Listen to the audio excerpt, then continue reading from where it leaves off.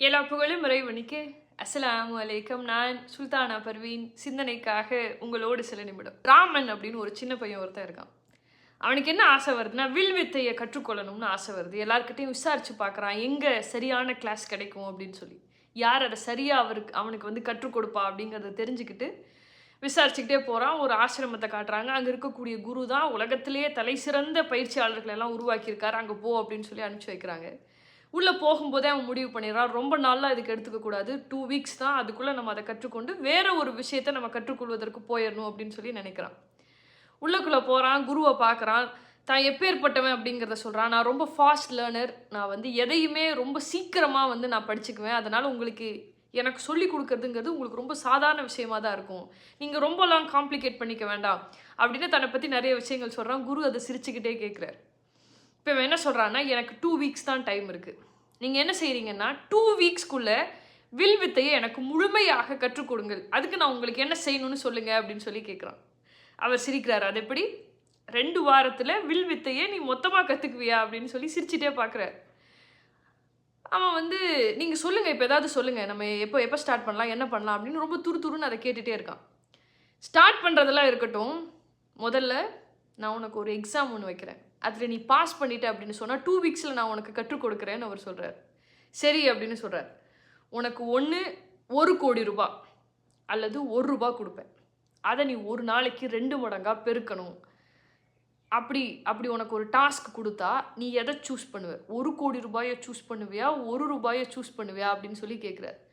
கொஞ்சம் கூட யோசிக்காமல் அவன் சொல்கிறான், 1 கோடி ரூபாயை கொடுங்க, நான் பெருக்கி காட்டுறேன். அதை நான் மல்டிபிள் பண்ணி காட்டுறேன், அதை நான் காம்பவுண்ட் பண்ணி காட்டுறேன் அப்படின்னு யோசிக்காமல் 1 கோடி ரூபாய்ன்னு சொல்கிறான். அவர் சிரிக்கிறார். சிரிச்சுக்கிட்டே அந்த பையனை கூப்பிட்டு போய் ஆசிரமத்துக்கு பின்னாடி இருக்கக்கூடிய ஒரு பெரிய மரத்தை காட்டி கேட்குறாரு, இந்த மரம் எப்படி உருவாகியிருக்கும்னு நீ நினைக்கிற அப்படின்னு சொல்லி. அவன் அதை பார்க்குறான். கீழேருந்து அவன் பார்க்குறான். அவனோட உயரத்துக்கு அதை முழுமையாக கூட பார்க்க முடியல. அவ்வளவு பெரிய மரம், அத்தனை விழுதுகள் இருக்குது அதில், அவ்வளவு பறவைகள் அதுக்குள்ளே இருக்குது.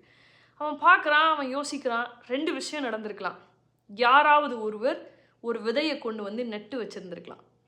இல்லை அப்படின்னா ஏதோ ஒரு பறவை என்னமோ ஒன்றை சாப்பிட்டுட்டு அது போட்ட விதையில் இந்த மரம் வந்து முளைச்சிருக்கலாம். அந்த மரம் வந்து அந்த விதை உள்ளே போய் அதுக்கு பின்னாடி அது அப்படியே துளிர் விட்டு அதுக்கப்புறம் வந்த மழை காற்று அதெல்லாம் தாங்கி கொஞ்சம் கொஞ்சமாக வளர்ந்து இவ்வளவு பெரிய மரம் ஆகி இவ்வளவு விழுதுகள்லாம் வந்திருக்கும். இப்படி தான் வந்திருக்கணும்னு நான் நினைக்கிறேன் அப்படின்னு அவன் சொல்கிறான். அப்போ அதுக்கு அந்த குரு சொன்னாராம், ஒரு மரம் வளர்கிறதுக்கு எவ்வளவு விஷயங்கள் எவ்வளவு காலங்கள் தேவைப்படுது. அதே மாதிரி தான் ஒரு கலை, அதே மாதிரி தான் வெற்றி, அதே மாதிரி தான் சாதனை. அதுக்கான டயத்தை அது எடுத்துக்கும். நீ பொறுமையாக இல்லாமல் ஒரு விஷயத்தை நீ கற்றுக்கொள்ளணும் அப்படின்னு நீ நினச்சேன்னு சொன்னால் அது உன்னால் முடியாது அப்படின்னு சொல்கிறார். சரி இப்போ சொல்லு, ₹1 வேணுமா, 1 கோடி ரூபாய் வேணுமா அப்படின்னு சொல்லி கேட்குறாரு. இப்பவும் அவனுக்கு புரியலை.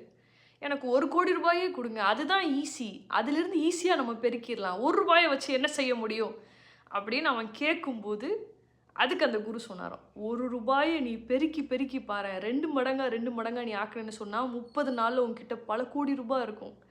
அந்த நேரத்தை வந்து நீ அண்டர் எஸ்டிமேட் பண்ணாத, பொறுமையாக இரு, அப்போ தான் ஜெயிக்க முடியும் அப்படின்னு சொன்னாராம்.